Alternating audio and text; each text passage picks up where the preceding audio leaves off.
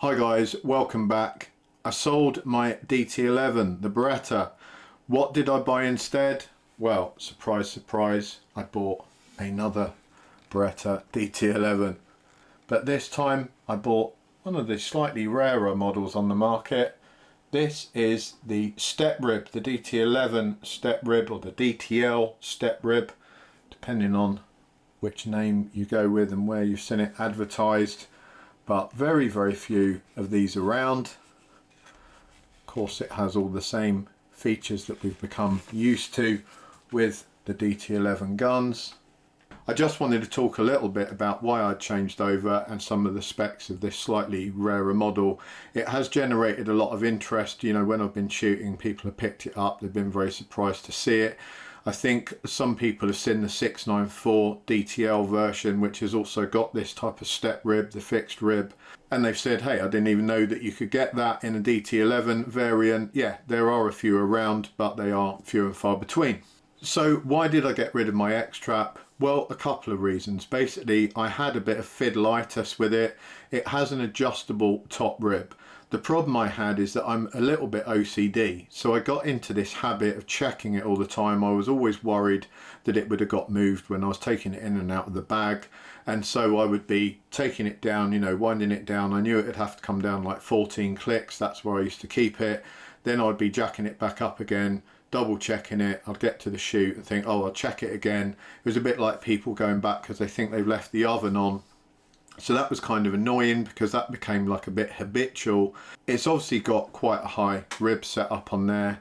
I had used a couple of guns with slightly lower ribs and I just found I got on with those a lot better. I'd used them in things like DTL and ball trap, compared them against my X-Trap, and I just found that they were more comfortable for me. They kept me in a better body position.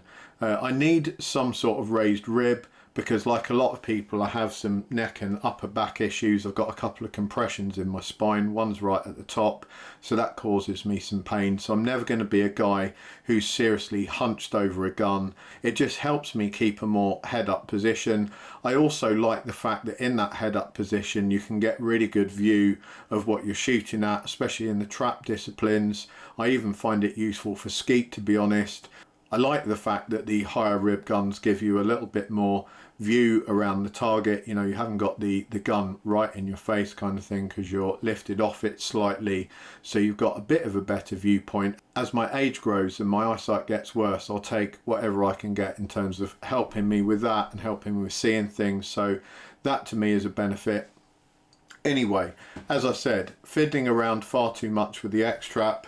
I tried ribs of a similar nature, like I tried a Caesar Guarini, and I found that the height of that was very good for me, and I kind of wished I could have a Beretta DT11 with a similar height, and sure enough I came across one. I didn't actually mean to buy this gun.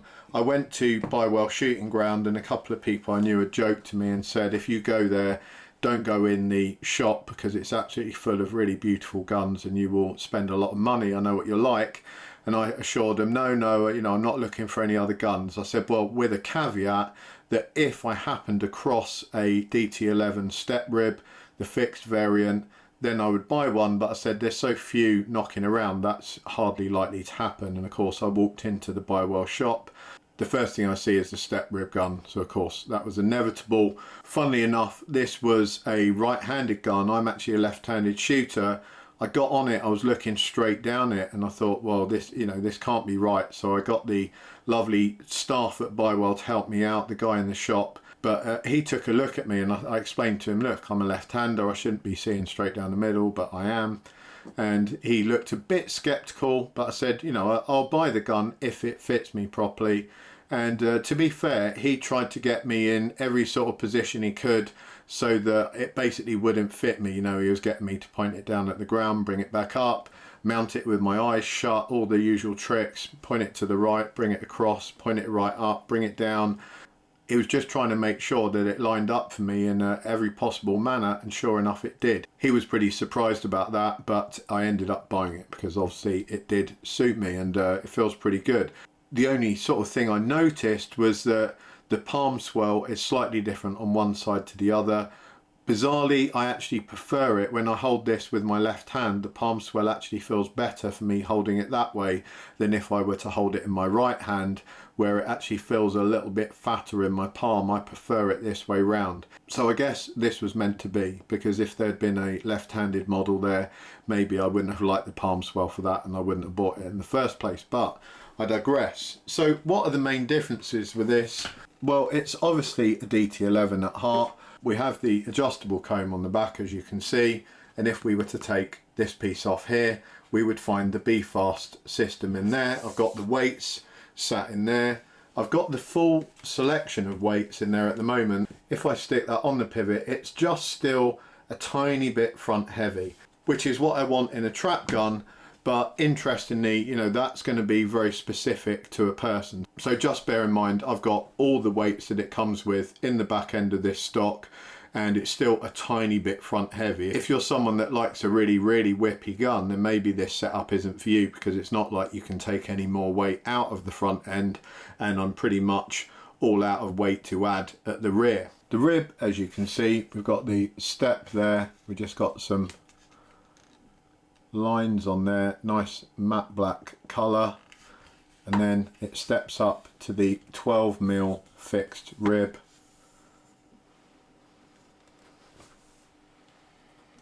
Completely fixed, and then we've got the bead on the end, as one would expect. It is of course a trap gun, so we've got that trap fore end in there, which I quite like. These aren't too fat, you know. I've held some trap guns before that have really, really beefy fore ends. I'm not a huge fan of those. And of course we have the Monte Carlo stock, as mentioned, adjustable. As mentioned, the gun is quite front heavy. It has a 31-inch barrel, so that's something else that sets it apart. You know, I've seen 30-inch barrels before, I've seen 32s. This is the only DT11 I've seen with a 31-inch barrel, and this has been specifically set up by the Australian DTL team.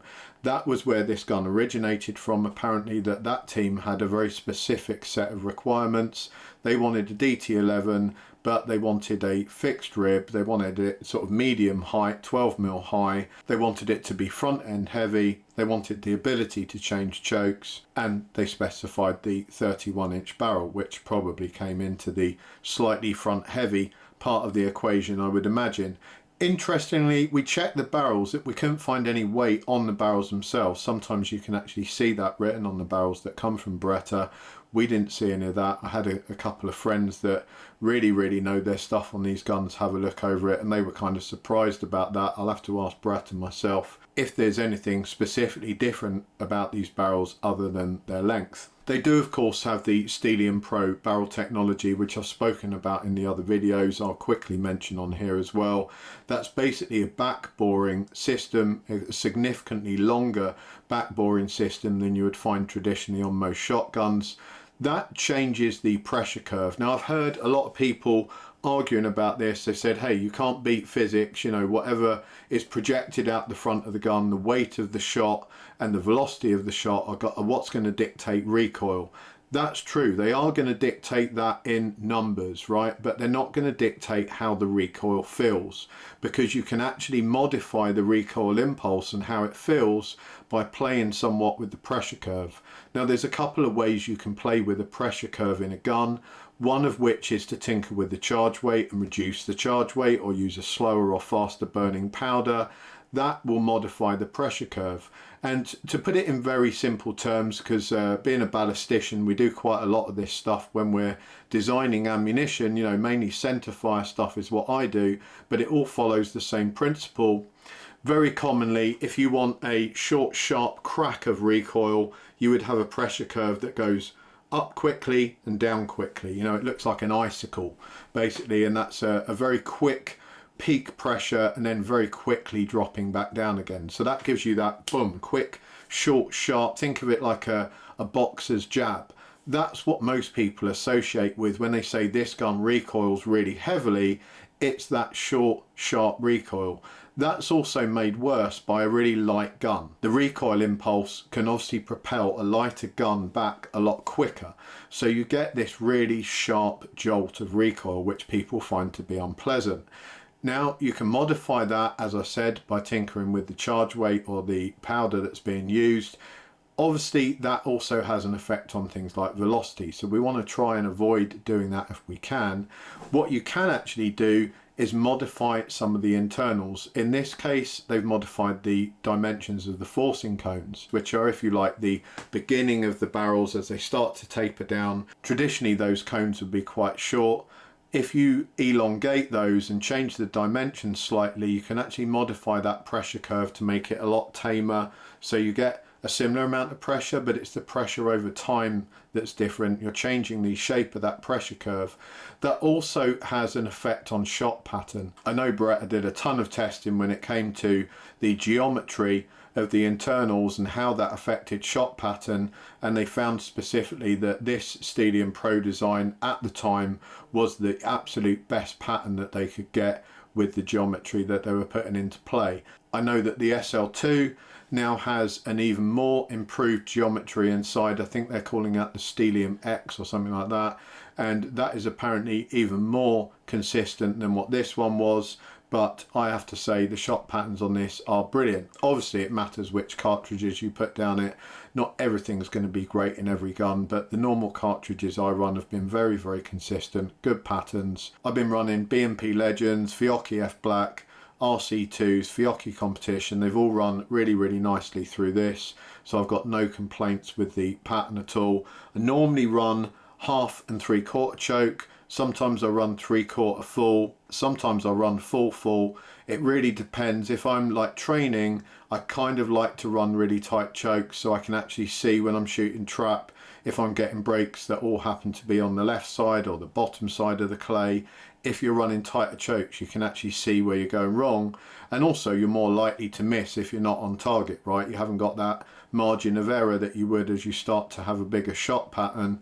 And then maybe if I go into a competition, I would give myself a 1/2 and 3/4 choke to kind of give myself slightly more of an advantage, but with all the training behind me with the tighter chokes in, that sort of defined my timing and everything beforehand. As per usual, the gun isn't cheap. You know, I'm not here telling people that Beretta are an absolute bargain. If you're looking for bargain price guns, Beretta certainly have got cheaper ends of the spectrum in their guns, but Beretta as a whole are not a bargain price brand. You know, if you want bargain price brands, go and buy a Turkish gun.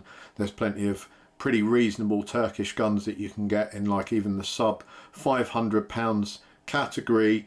If you're buying a DT11 and you're buying it new, you're probably looking at spending over £8,000, maybe 7.5 for some of the sporters and stuff, but that's around about the money you're looking at. This one, I was actually surprised. You know, I've seen it advertised for like 9.5. I actually saw it at Buy Well for 8.5, brand new, not a shot through it or had the proofing shots through it, but other than that, unused and brand new off the shelf, 8,500. So I traded my X-Trap in. They gave me a pretty good deal on that, and then I obviously covered the extra and bought this. That certainly helped make the decision. You know, if it had been an extra £1,000, I might have considered it a little bit harder. But yeah, these are expensive guns. But to put that in context, it is a beautiful gun. I absolutely love shooting it. The recoil impulse is very pleasant compared to a lot of other guns I've shot. I very much like the style of these guns. I probably will travel to Beretta and end up getting some custom woodwork put on here, just because I want to give myself the best possible chance now I'm taking competition really seriously. If you want to see a full review, you know, go back and have a look at my X-Trap review. I go over some more details about the DT series, talk about the detachable triggers and all that kind of thing. This shares everything else you can imagine from a DT11. The main differences are the rib and of course the length of the barrels, as we mentioned, and possibly the weighting of the barrels. That is yet unconfirmed. I will aim to keep this gun now for many, many years. I hope to try the SL2 out soon. I'll try and bring you guys some video. As I mentioned, I'm going over to Beretta to probably get this fitted out with some custom wood. When I do that, if I get a chance to shoot the SL2 over there, I'll get some video and make a review of that too. That is at the moment a little bit more gun than I can comfortably afford, but maybe something I would aim to buy in the future if I really, really like to shoot it. It would have to be pretty damn good to beat this DT11. Having spoken to people who have shot the SL2 that I have a lot of trust in, they've said, yeah, you know, to them it was a better feeling gun. I'm so happy with the DT11s, and most people that I know that use them have also been so happy with them that I struggle to see how you can get much better than that, but apparently you can. So stay tuned, I'll try and bring you some info from that as well. If you have any questions about this gun, stick them down in the comments. You should be able to get one of these from GMK. They are the UK distributor for all the Beretta sporting guns, if they can get them in. As I said, there aren't that many of these around. I don't know how many Beretta made, but they weren't in huge numbers, and hence they garner quite a bit of interest when you get on the range. But I would certainly contact GMK and see if it's possible. If anyone can get them into the UK, they can. I have seen a couple knocking around on the second-hand market. There was one in Yorkshire a few weeks back that got snapped up pretty quickly, so they do go rapidly, and they also retain their value, as do most DT11s, so that's good news. If you're putting that much money into a gun, kind of nice to know that if you need to sell it, you're going to get quite a bit of your money back, which you don't get when you buy a cheaper shotgun. You know, you lose a hell of a lot of money when you buy a cheaper gun over and above some of the bigger brands, let's say, and the more premium options. Thanks a lot, guys. Take care. I'll catch you all next time.